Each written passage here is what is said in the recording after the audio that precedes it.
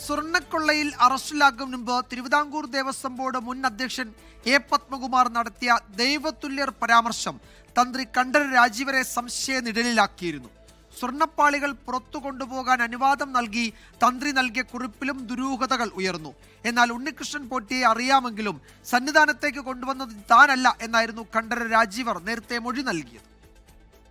എൻ്റെ ഭരണകാലത്തെന്ന് പറഞ്ഞു കഴിഞ്ഞാൽ ഇപ്പോൾ നമ്മൾ ദൈവതുല്യം കാണുന്ന പലരും ഇതിനകത്തുണ്ടെങ്കിൽ ഞാൻ എന്ത് ചെയ്യാൻ പറ്റും? അറസ്റ്റിലാകുന്നതിന് കൃത്യം ഒരു മാസം മുൻപ് എ പത്മകുമാർ മാധ്യമങ്ങൾക്ക് മുന്നിൽ നടത്തിയ ഈ പ്രതികരണം വലിയ ചർച്ചയായി.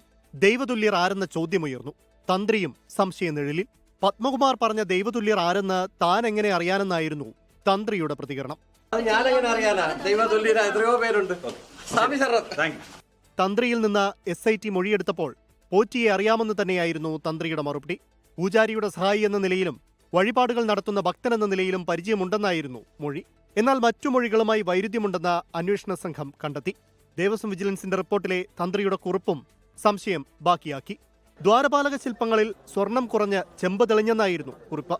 എന്നാൽ സ്വർണം പൊതിയുകയായിരുന്നുവെന്ന വസ്തുത കുറിപ്പിലുമുണ്ടായില്ലെന്ന് SIT അന്നേ വിലയിരുത്തി. ഉണ്ണികൃഷ്ണൻ പോറ്റിയുമായി ബന്ധമുള്ളവരുടെയും ദേവസ്വം ബോർഡ് മുൻ ഭാരവാഹികളുടെയും ദേവസ്വം ഉദ്യോഗസ്ഥരുടെയും അറസ്റ്റിനൊടുവിലാണ് തന്ത്രിയിലേക്ക് അന്വേഷണ സംഘം എത്തിയത്. അന്വേഷണ സംഘത്തിന് മേൽ സമ്മർദ്ദമില്ലെന്നാണ് സംസ്ഥാന പോലീസ് മേധാവിയുടെ പ്രതികരണം.